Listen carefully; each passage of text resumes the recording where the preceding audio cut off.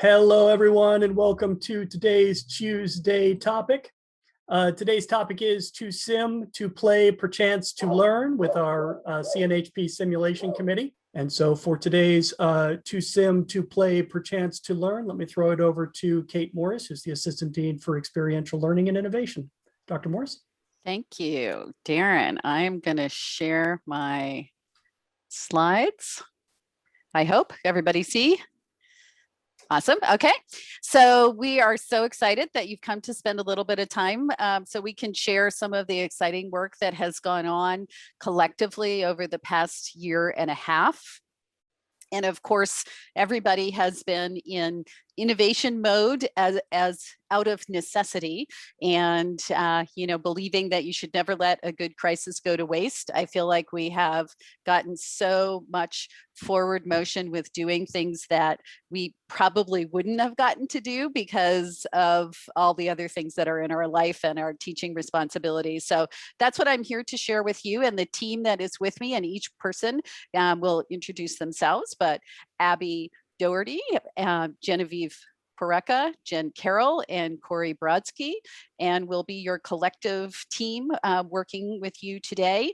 And please, if you have any questions, feel free to type them in the chat. One of us will be monitoring the chat at all times, but we're also very happy if you sort of wave your arms and speak up. We'll be delighted to pause and have a conversation. We don't take that as an interruption or disruption in any way. So please, we invite you to share your thinking or ask any questions at any time. So my job today is really to highlight the wonderful work that's been done by the collective team. And I'm the official timekeeper, which is kind of scary. So I will try and keep us on reasonable time. So you may hear me remind people where we are in time. Hopefully someone's keeping me under time. So what are we going to achieve today? While we're here, we're going to discuss some of the critical elements to create psychological safety across learning contexts. So taking it out of just thinking about it from a simulation lab standpoint and think about it in all the learning conversations that we have. You will have an opportunity to engage in some active learning activities, which I think is always good for all of us, and it helps us build empathy for what our learners are going through as they're learning. So that leads us to the third objective. So what's our roadmap? Well, we're going to start out with talking a little bit about pre-briefing and why we think this is important and how this can be important for you regardless of where you are teaching. And then Jen Porrecca is going to talk about Drexel Deliveries, which was a pilot that we designed and delivered with Maureen Gonzalez, who unfortunately had a conflict and wasn't able to be here today, but you will see her virtually because she will be demonstrating her excellent teaching capacity in her videos. Then we'll turn to Abby and dance therapy and the active learning that she engaged in, and then to Jen Carroll and the design of our second escape room online, and you'll get to dive in and do some active learning and escape the room and come back and have some debriefing and answer any final questions. So I am going to stop sharing and I'm going to hand over to my wonderful colleague, Cory, and he's going to walk us through two examples of pre-briefing. All right. Hello, everybody. My name is Cory. I'm a simulation and clinical lab specialist at CNHP, and I'm incredibly lucky to be part of an awesome team at such an amazing institution. So I started off here at such a kind of a weird time. So right in the middle of the pandemic, strange. So I found myself a part of a group of people, a group of intelligent, passionate people who were scrambling to keep an entire department up and running in this new online environment. And I noticed right away that we were doing something that wasn't only important, but also really innovative, developing new procedures and continuously smoothing out all the bumps along the way. So one of the things we decided to try and do was to create a standardized pre-brief video. And we want to do this not only to navigate the students through our simulation and not only to keep their attention as well, but also to ease the air and put them in a relaxed mind state before they switch into their professional roles. So our first formative pre-briefing video has an air of jest to it, a little bit of comedy to remind the students that this is a formative atmosphere where instead of being nervous and anxious, they can be confident and excited as they go in to test out their new developing skills. So I'm going to share this video with everybody.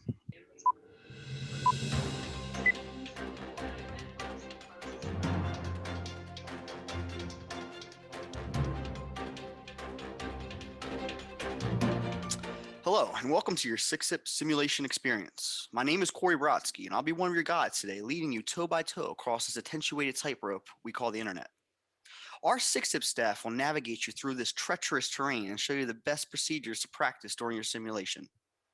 As always, we begin with our basic assumption. But wait, what is the basic assumption? Here's Professor Jen Porrecca to answer that. What is the basic assumption? Well, I'm glad you asked.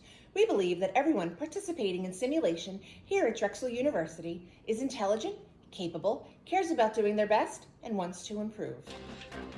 Thank you for explaining that, Jen. Next, we go live to Chris Eden with the weather. Chris, how are you out there?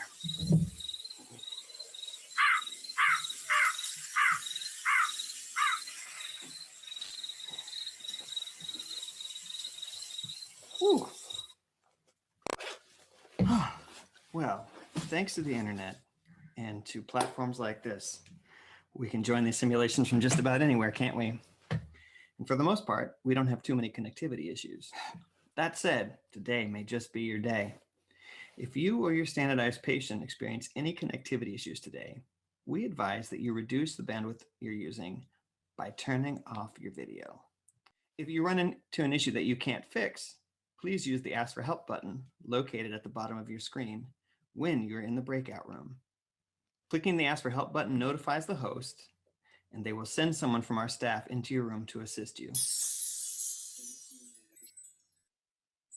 Thank you, Chris. It's good to know if the weather suddenly changes, we are prepared for that storm.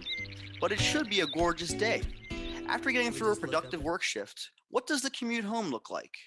Let's go live. Here's Lauren with traffic. Hey everyone, Lauren here. I'm reporting live in the sky from Copter 5.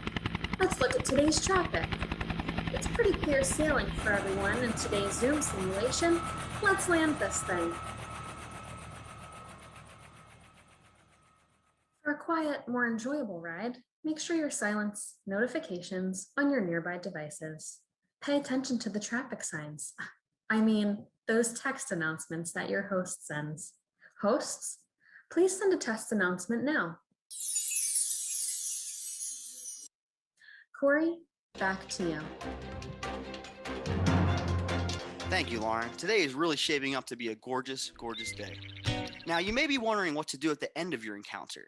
Well, it just so happens that's our hot topic today. We are joined by Zakir Baker to explain your exit strategy. Hi, and welcome to the Hot Topic segment of the news. Rumor has it that there are two ways to leave a Zoom meeting after your encounter is over. The first thing you should do is look for the red Leave Meeting button. Hit that, and then two options will come up. If you no longer have to come back or be placed into another breakout room and you don't need to see the meeting host, select the option that says Leave Meeting. That will take you out of the meeting entirely. Well, there you have it.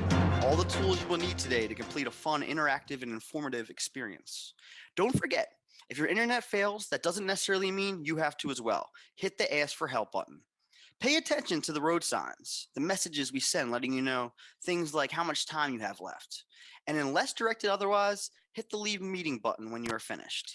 Stay tuned for any additional information we or faculty may have for you. And thanks for your participation. This is Cory Brodsky signing out of CNHP News. Good luck today. And remember, this is only a simulation. Welcome to simulation.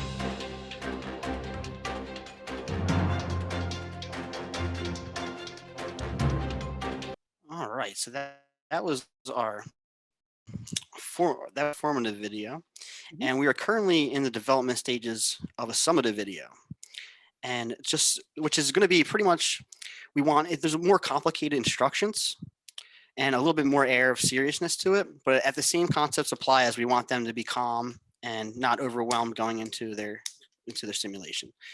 So I'm going to show, hold on. So here's an example of just kind of the direction we're going that way. And here's one that I actually made for creative arts therapy class not too long ago. Yo. Hello and welcome to your CAT X678 SP encounter. Ever just look up at the Take a stars? moment to breathe and relax. We want everybody to feel clear and focused going into their encounters today. And remember, this is only a simulation. The basic assumption is one we all share here at Drexel University. We believe that you are all intelligent, capable individuals who care about doing their best and strive for improvement. So with that being said, the encounter process is very simple. Nothing to be worried about. The Zoom room we are in right now is called the prep room, and we will be here in the prep room to help you out if you run into any problems throughout your encounter today. After this presentation is over, you will leave the prep room and head to the SimIQ website, cicsp.cnhp.drexel.edu. You should have previously logged in before today. So wait until your scheduled encounter time and then click the start button. And be patient if the SP still has their cameras off when you go into the room. Today will be a 15-minute encounter with 5 minutes of SP feedback. The SP will let you know when there's 5 minutes remaining. After your feedback, leave the room, return to the SimIQ website, click Finish Video Conference, and then you are free to go. This is the internet, so you may run into some unanticipated problems. Maybe your patient never shows up. Maybe the connection is poor. Maybe there's problems within the system itself. If something like this does happen to you, no need to panic. We've got you covered. Stay in your encounter room on SimIQ. Do not leave the room once you're in there. Call 267-831-0333 and type in the meeting ID, which is listed here. This will connect you with staff, and we will guide you through any problems you may be having. Good luck to everybody today. You may now leave and head to SimIQ and wait for your session to begin. If you have any questions with anything, feel free to stay in this prep room.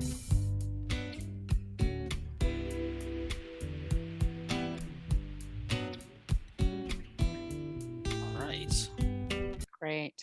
Excellent. So thank you, Cory. So Cory's demonstration of two different kinds of videos and why we really felt that this was so important, the concepts of how disorienting being online can be for a learner. And the concepts of pre-briefing are not anything new. This comes from the debriefing assessment for simulation in healthcare and the original article written by Jenny Rudolph back in 2014 of building a safe container.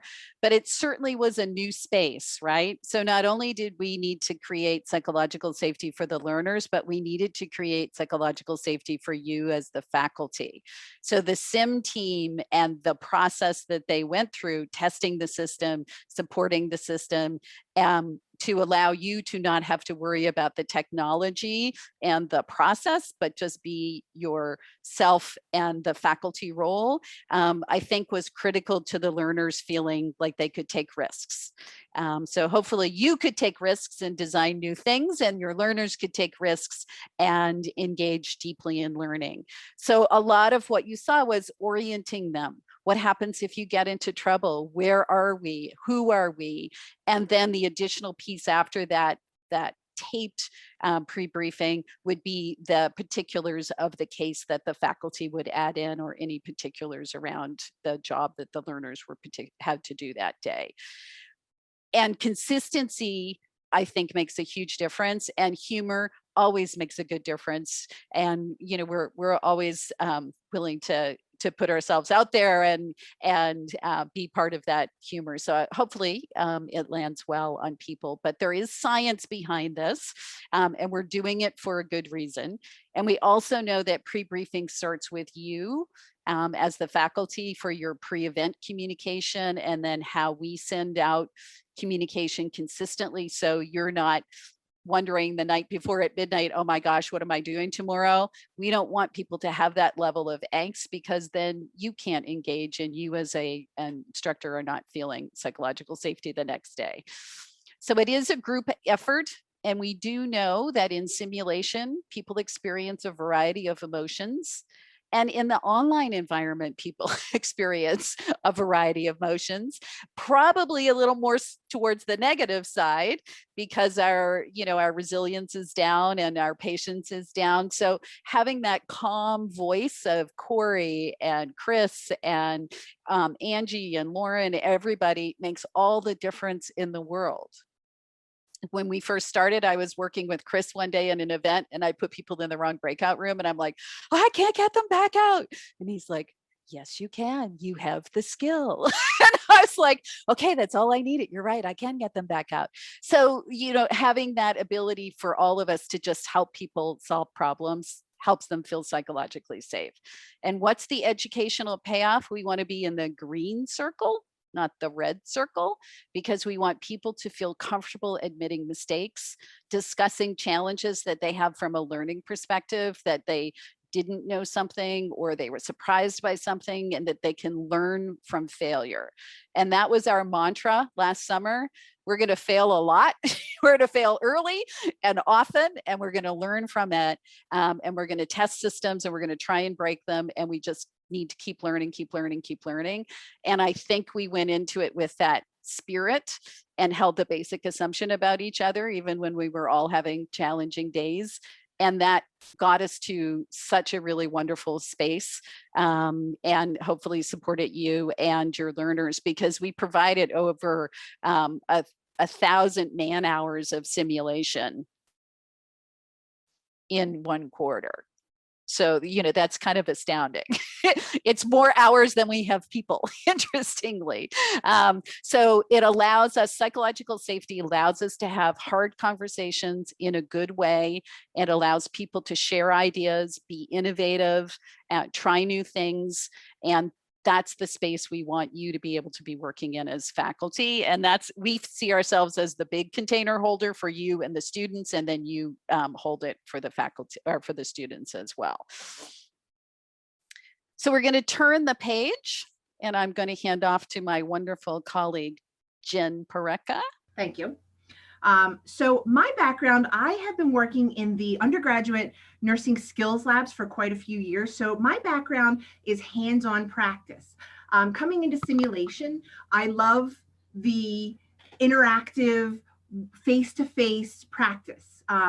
So with COVID, there was an educational gap for our reproductive health students. These students were not able to see live deliveries. Moms have been quarantining for months and months, and they didn't want that extra person in the delivery room with them. And that's their right, that rightfully so. So we had students who had never been able to witness a live birth. So we came up with a pilot plan and we called it Drexel Deliveries. And on Fridays in the winter, we delivered babies. So we had students come watch a birth and then care for mom and also care for baby while engaging in active hands-on educational experiences. So we had an embedded participant, and I got to be the embedded participant. And what is an embedded participant? There's someone who knows the role, someone who can play that role and adds value to the scenario. So we wouldn't just have someone who doesn't know anything about giving birth in that bed pretending to give birth, because the emotions and the actions and the sounds and everything that goes along with it really brings richness and fullness to that scenario. So we had an embedded participant who was me. It allowed the learners to critically think.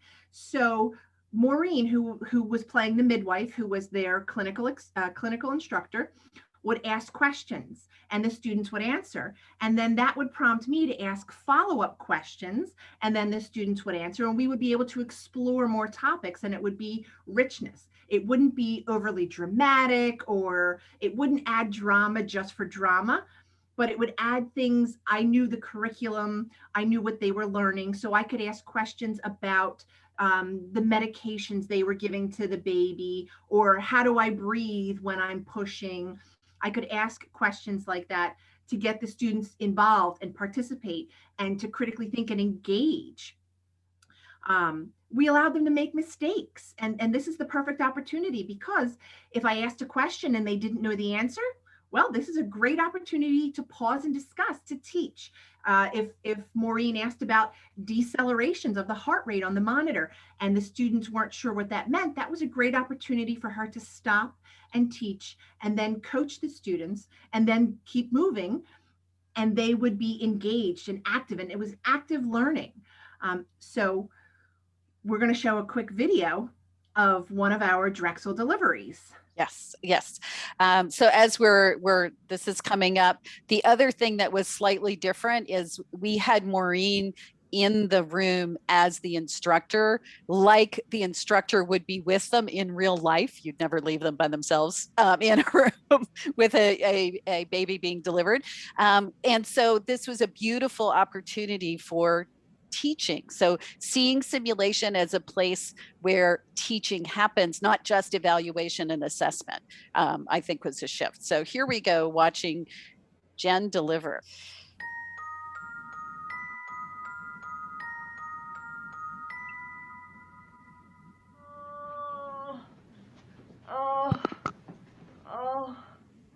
Now we can see as the learners are entering the room with their clinical instructor, who is a midwife and who is coaching them through the process. Can I call you? Oh, my name is Jen. Please just call me Jen. How are you feeling? I'm okay right now. It's okay. It's okay. So we can't see the fetal monitor. Did it go down, the fetal monitor? Well, can I bring it back down? Oh, it's coming. Oh. Prior to we just walking in, the Okay. fetal heart rate was 120 and it went up to 130 frequently. Oh, is that okay? That is okay? great. That's exactly Okay. where we want it. Okay, She had okay. a few uniform decelerations that matched to the contractions. So what do you think that is? They mirrored the contractions perfectly. It hurts. Yeah, so what does that mean? What do we want to tell her? Head compression. Yeah, so that's head compression. That's a good sign. That Okay. means your baby's head is coming down nicely. Okay. So we're just deep breath and push. Here we can see the learners engaging with the teaching faculty and getting coaching on what is their first You can see delivery. your baby's head. So here's the head. It's crowning. Oh, and out it came. All right. Is it okay? It is perfect. Can you give me the bulk syringe? Okay. So I'm just going to suction the baby's mouth first. Okay. And then a little bit of its nose. I'm going to hand that to you. You hold that. With the next contraction, you're going to take a big deep breath and push just like that. And we're going to have the baby, okay? Okay. Okay. So we're waiting. You tell us when you feel a contraction. Okay. I'm ready. Okay. You ready? Big deep breath in. And push, push, push, push, push, push, push, push, push, push, push, push, push. Ah, here's your baby. Oh, yay! I'm gonna put it right on your chest. Okay. Oh. And I'm gonna dry it off. Do you guys want to dry the baby? Go ahead, you have the blanket. Put it right on top there. Yes. What is it? It's a girl. Oh, yay! The learners are now having the opportunity to complete a newborn physical assessment and receive coaching from the faculty. Okay, Okay. all right. Okay, thank you. Then your Easier with the real med when it's a little too. Thank you. You already did this? Davina, come on over here. You can ready? do Your this car one. seat? Yes, we bought a car Okay, let me seat. fix this so it's a And little easier. we didn't know if it was a boy or a girl, so we have all This is like gender that. neutral clothes, and her bedroom is done in yellow and Yeah, so green you and hold the purple. eye open, and you're just gonna drop a bead Yeah. right across, but without touching the eye. Grace. Oh, she's beautiful. How do I do that? Here the learners are able to interact with mom and provide patient teaching, answer questions, and engage fully in the learning experience.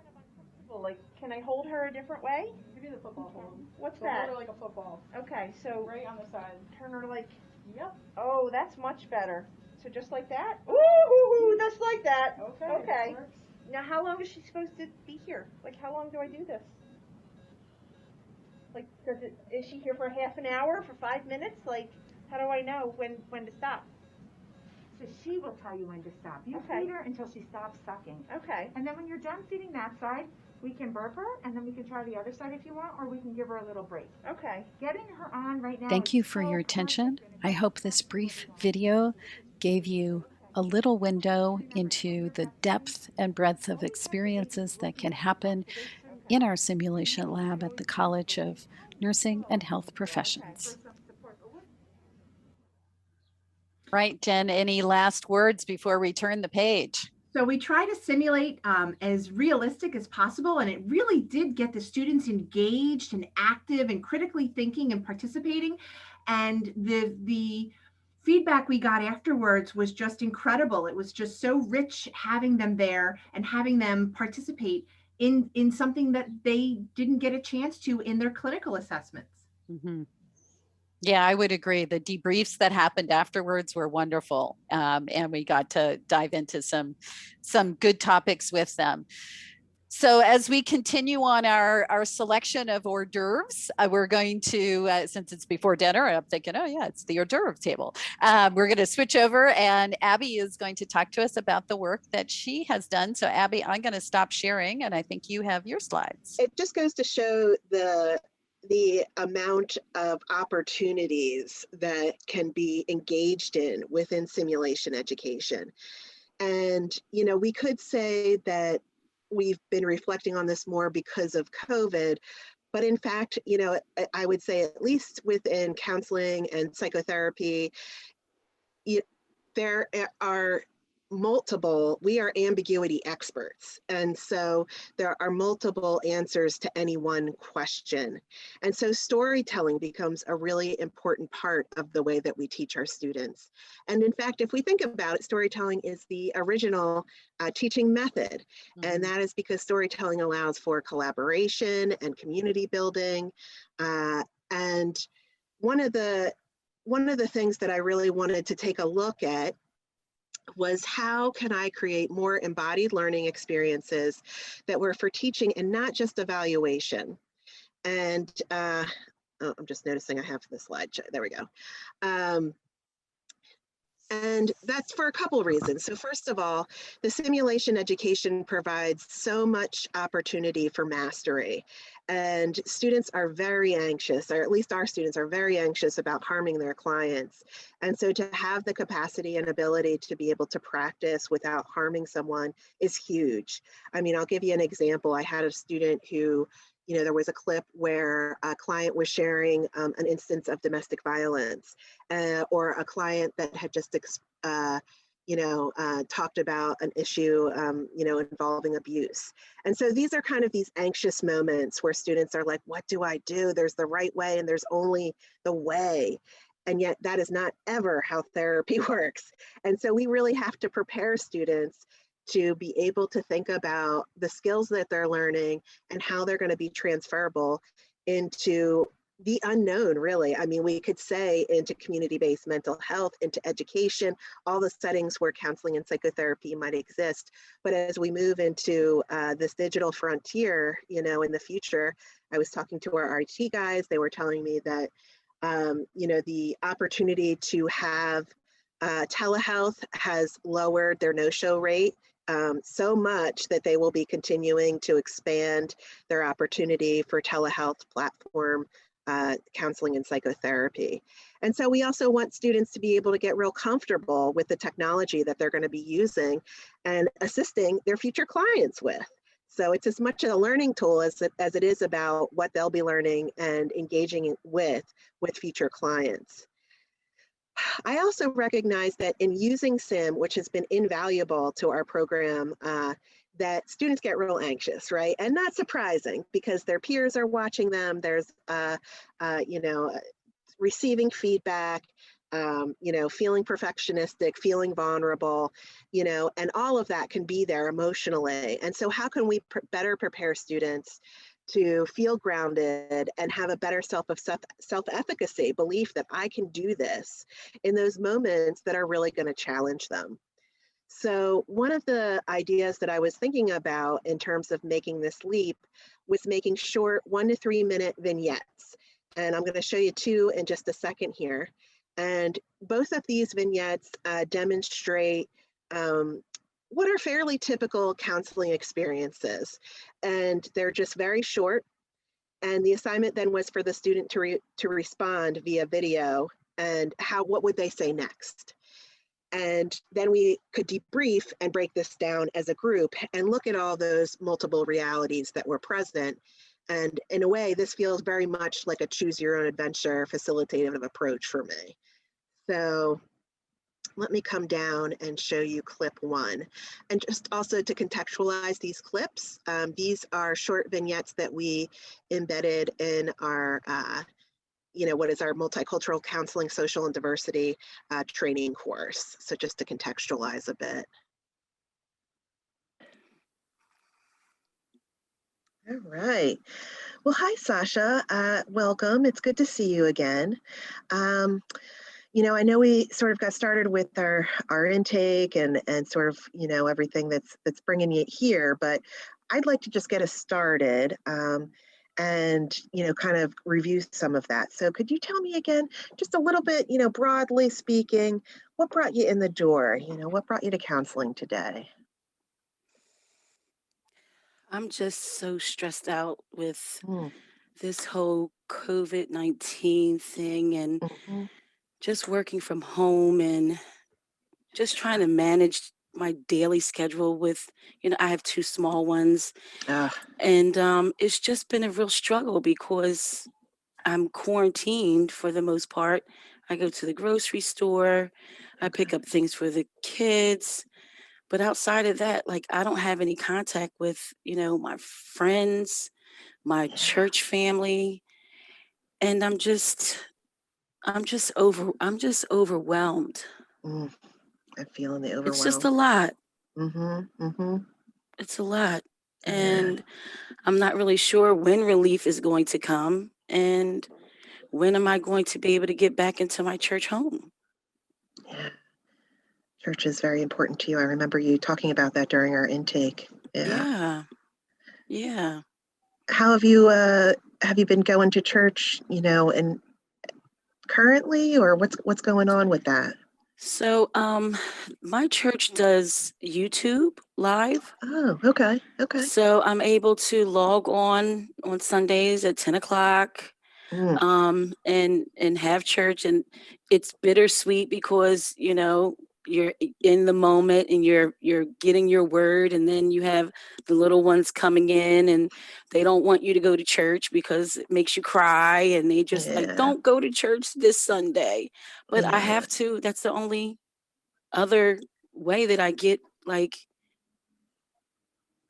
a chance to just hear other people who Hmm. understand, what I'm kind of going through.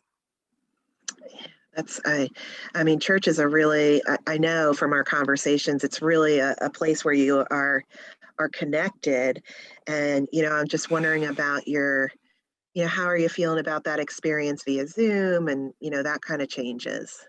It's a little awkward because even though, I know the people that I'm watching because it's been my church for years, you still do have like that slight disconnection because you're in your living room Hmm. and, you kind of feel it, but you miss the hugs, you miss talking about, what are we going to do after church? Are we going to go like have dinner together or brunch together or just anything to get me like out of the house because it's just me and the kids.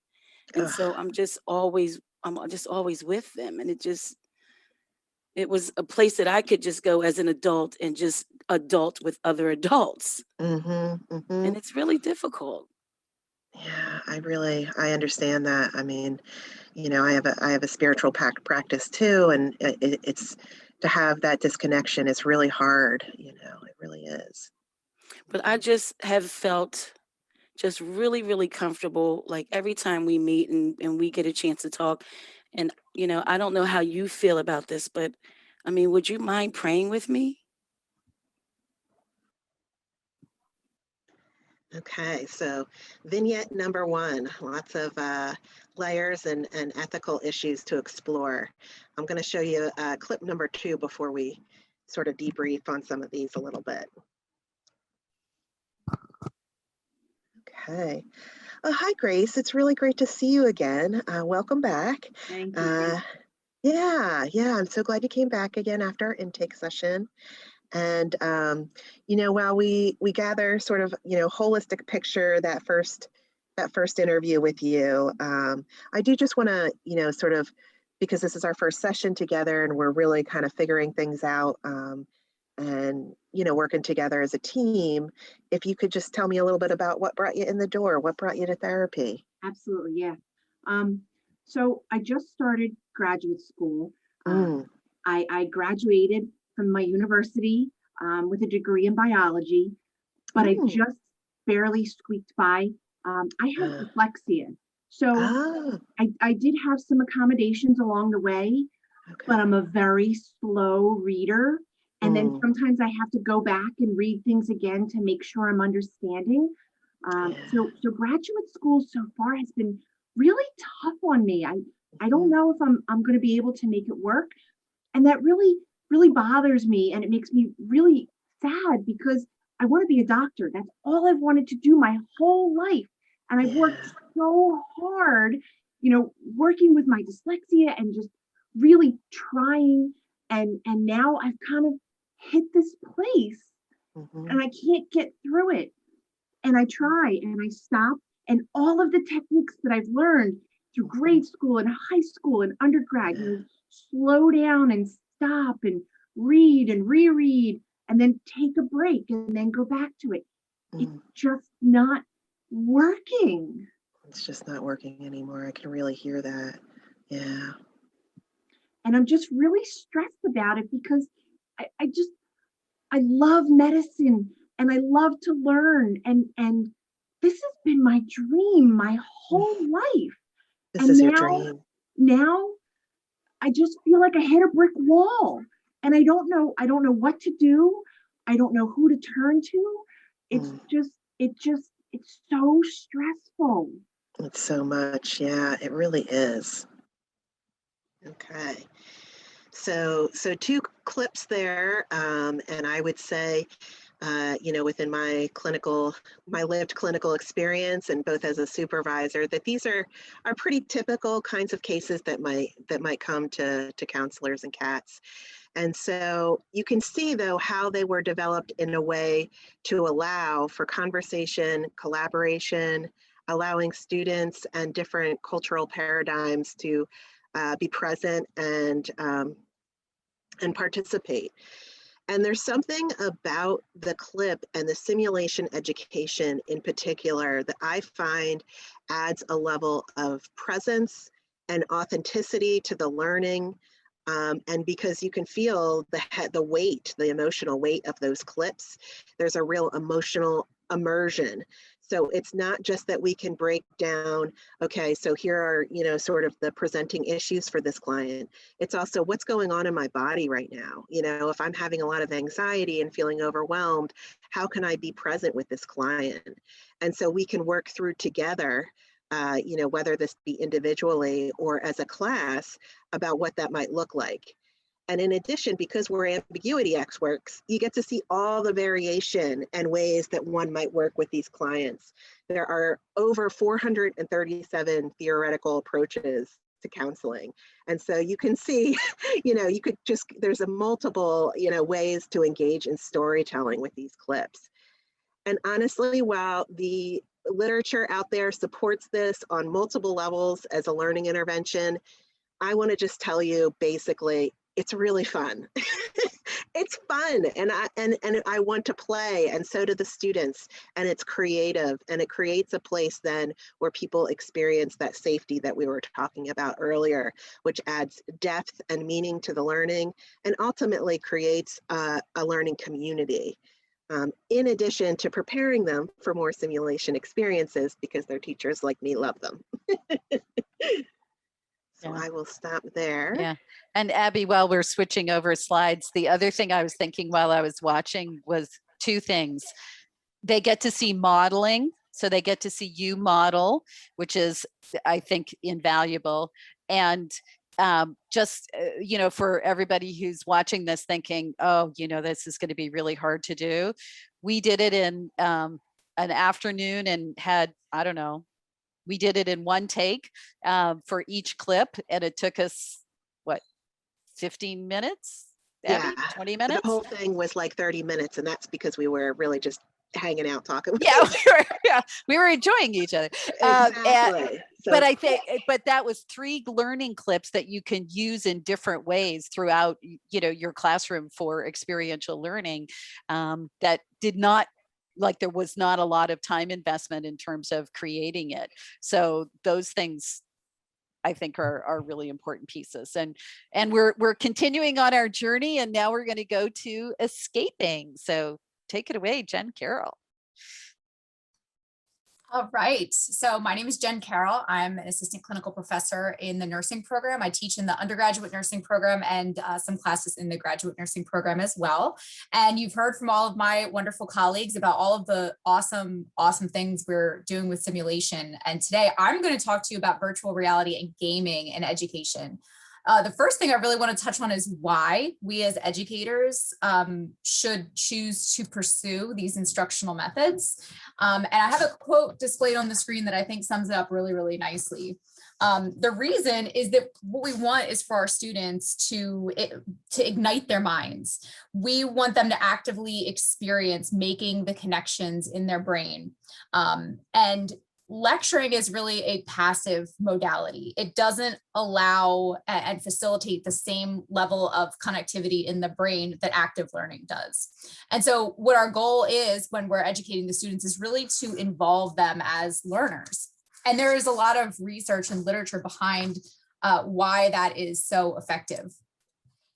And what the research really shows us is that as faculty, we are really truly creating the conditions under which students can actually change their brain, right? And if you let that sink in for a minute, there's a lot of research to back this up. So there's neuroscience research that shows that when students are engaged in active learning exercises, they activate more areas in the brain.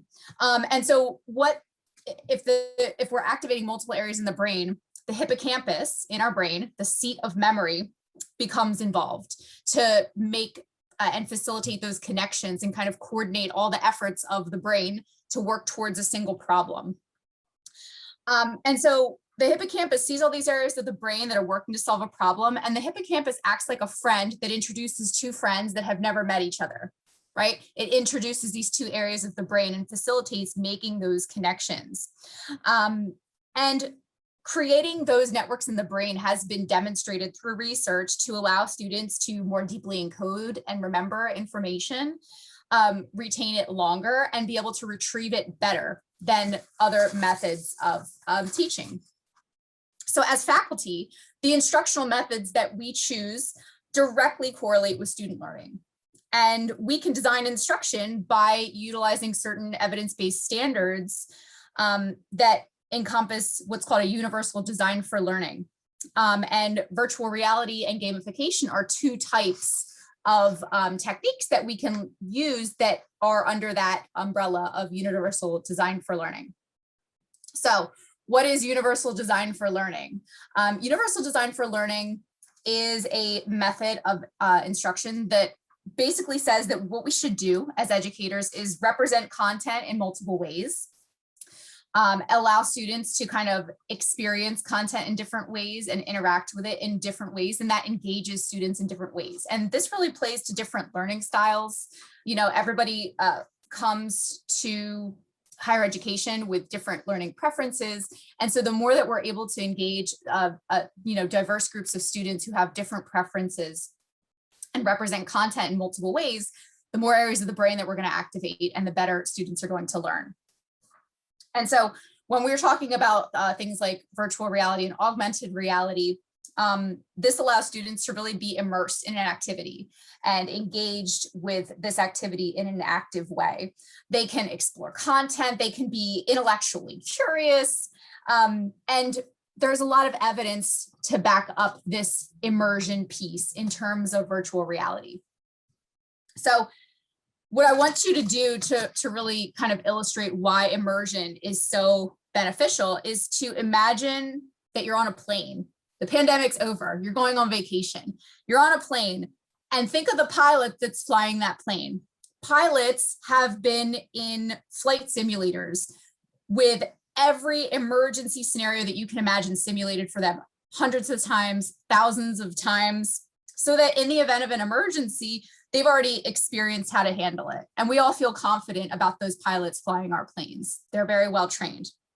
Now imagine that you or a loved one is hospitalized and you have a nurse taking care of you.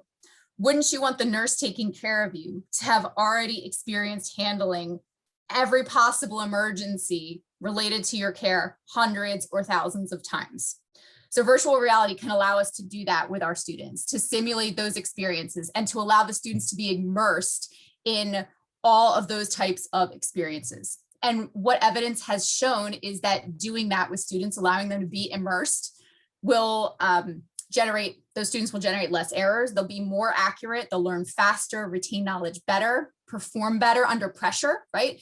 We can't really simulate that pressure where students can still mess up in a simulated environment and learn from that before they get to a real patient, except in immersive reality like this. Students also can focus better. They're fully immersed. They're also really emotionally connected. And data has shown us that emotional memories are memories that are retained the best. And so just speaking back to what Abby was talking about emotional memories and simulating emotion, we remember those emotions better. And students also show more improved clinical decision-making as well. And when we talk about gamification, gamification is really another form of UDL, or Universal Design for Learning. And what neuroimaging shows us with gaming is that when we engage in games, they activate the reward centers of our brain. Games are fun, they're rewarding, and that is associated with dopamine release in our brain. And so when we create an educational game, we're making learning itself the reward for the students. And so no surprise that students will be more engaged when they're having fun. They have higher test scores. They remember and retain this information better. They can move memories from short-term to long-term memory better. And they really experience the content. And this is also associated with turning off sections of the brain that are associated with mind wandering.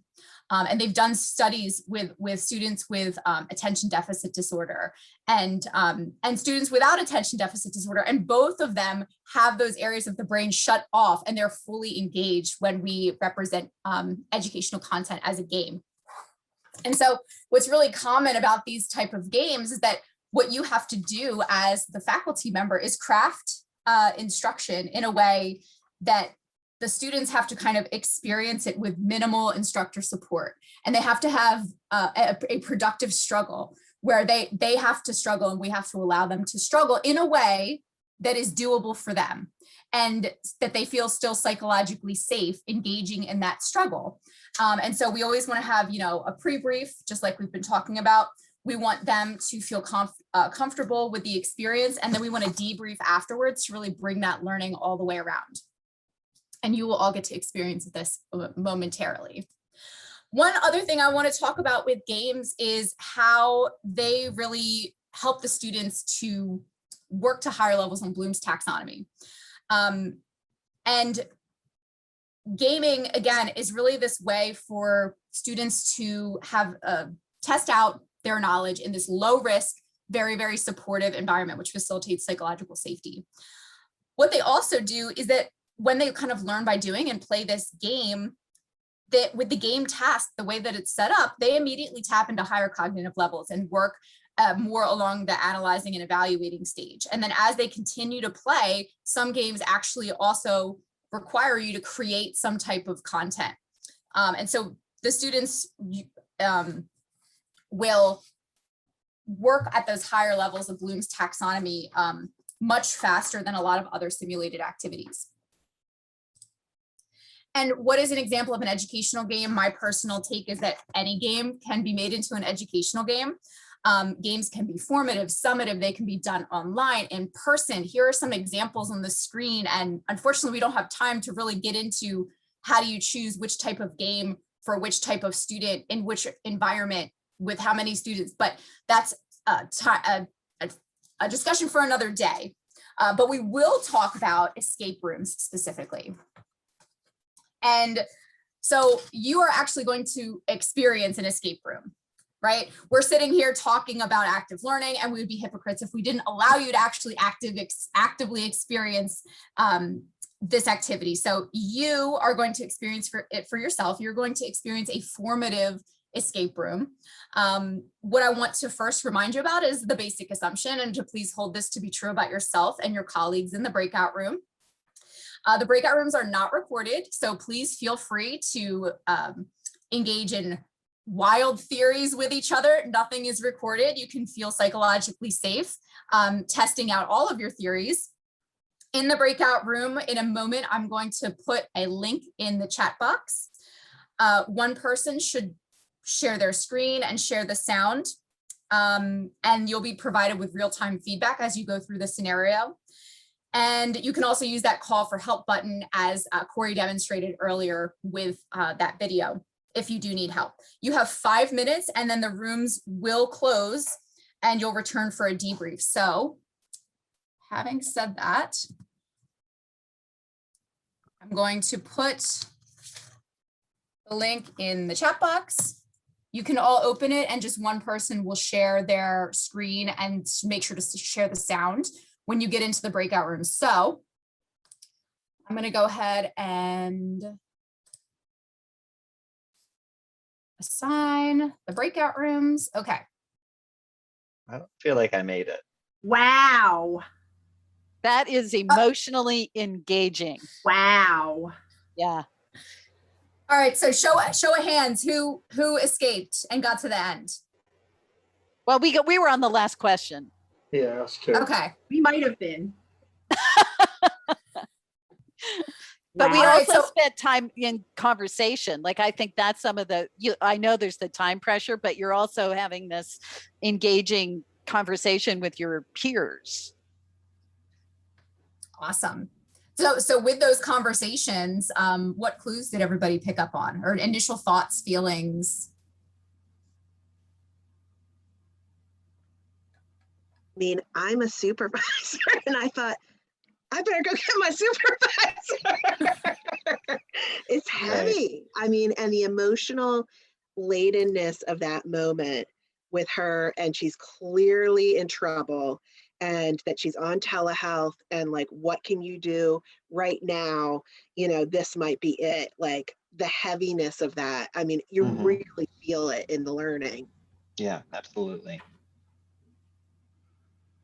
And one of the questions was about trying to get the other person out of the room, and it was the HIPAA, and it was what if the person says no? And my first thought was, I've never had anyone say no before. Like I'm not sure where I'm going to go with this. So kind of bringing in my own experiences and thinking like, I don't know, what am I going to do? How would I handle this? Yeah. My thought on that is like, continue. Like your priority is still your patient, right? Right. So you're trying to negotiate to get some information to connect. And I think the telehealth piece just ups the ante because, you know, at least if they're in your emergency room or something, you've got some tangible information, hopefully, about them. And you have the chance of stopping them from leaving, but they could just like hit leave. Right. And be gone, and you would have lost this Mm-hmm. opportunity to help someone. So I agree, Jen. And we brought that up too, was that I don't know that I've ever handled this well in the past. Like it's always a difficult thing. How do you also sounds like a wall, like you probably don't want to smash over this guy's head just yet. That could be the way you get him to hang up. Keeping him talking. By show of hands, who thought human trafficking over something else? Only because I knew the answer, but when I first did it, I did not know that answer. So you taught me that when we were discussing, the outcomes of it. So. And what things like, go ahead, sorry. I was going back and forth initially between domestic abuse, domestic violence, intimate partner violence, and then finally back to when she expressed what was going on. So what were some of the things that kind of led you down the human trafficking road as opposed to the domestic abuse road. She didn't know where she didn't know her address. Mm-hmm. And the fact that if she was just having domestic abuse, she wouldn't have been so compliant when he walked out of the room to talking to you and whispering to you, because a lot of times they'll defend the abuser. Mm-hmm. Right. Mm-hmm. Yeah, I was thinking the same thing. Like, if this were a healthy relationship, she would have been like, get out of here. I got to talk to her. Like it would have been playful or, at least respectful. But it was clear from her nonverbals that she was in trouble. Mm-hmm. And his tone, he took an authoritative, like, why is that important? Like, if it were a normal, healthy relationship, he wouldn't have been so dictatorial. So, like, you could see even like his body language, he was standing over her, he was hovering, like you could tell that it was not healthy. Mm-hmm. Did anybody notice her tattoo on the back of her neck? I saw that, but I wasn't sure. So she had a tattoo on the back of her neck, which is a string of numbers. And that's actually something, and I'm actually like in the news yesterday, there was a huge story about human traffickers that got caught out in California. And it kind of brought to light how big of an issue this is and how underreported it is. And so one of the things that they find with victims of human trafficking is that they have some kind of brand or tattoo, whether it be a barcode or a string of numbers, that will identify the merchandise that they'll use to kind of mark the person. So she did have that. And the other thing was that she was pregnant, which is another thing that can sometimes happen, where she thought she was pregnant, where victims of sex trafficking especially will have some type of unwanted pregnancy. And that might have been the only reason that he got her care, because otherwise they're very reluctant to provide care. And the last thing that I want to say, because I know we're over time, is that if you do have a chance to get to the end, there are a lot of resources there and a lot of really startling data points that I encourage you to take a look at. Because this is something that many of us in our practice may have come across someone who was being trafficked before and we had no idea, because this, again, is much more prevalent than a lot of people think. And there's a lot of data in there too about not violating HIPAA, because I think a lot of people are concerned about that. Like, how do I report this without violating HIPAA? And HIPAA was never designed to be something that allowed traffickers to get away with what they do. So there are ways to anonymously report without providing identifying health information. So there's a lot of information about that too, as you get to the end of the scenario. I know we were short on time. I probably had to bring everybody back a little sooner than we would like, but. Yeah. One thing I was thinking is there's probably a way to track that computer by its IP address. Yeah, you could go exactly. And I think, Jen, that was part of the resources, right? That you can through police track the IP. And at least if they've not moved, you might have a chance of helping. Yeah. There's a helpline that's available 24/7 that you can report suspected trafficking, or even like a situation that you think is maybe a little bit wonky or suspicious, or just something's not right. Because again, like a lot of healthcare is moving to telehealth, as Abby was mentioning. And so this is, a situation that is much different than dealing with this in person, like Kate was saying. So I think I'm over time, but no, you're good, because we stole a few extra minutes. But so I hope that our intent was for you all to just have a little hors d'oeuvre of all the things that have been happening, all the wonderful work that the collective has been doing over the past year, and see that, as Abby says, you can choose your own adventure. Like, we can help you find the right modality to meet your learning needs. And it may seem really hard, but oftentimes there's a really simple solution and an elegant solution to get such an engaging conversation. And, Jen is a whiz, but look at the engaging conversation she got, and look at the sense of the engagement you got with Abby, as well as seeing Jen's, how the learners were engaged in person. But even just seeing that video gets people into the space. So we can do that in multiple different ways to meet your learners wherever they may be, both on their learning style and physically or remotely or whatever that may be. And that's what we were hoping to achieve here. So please, you have all our emails. We'll hang out for a few minutes if you have any questions. And, thank you so much to my wonderful co-presenter colleagues who just have done some amazing work this year. So thank you, everybody.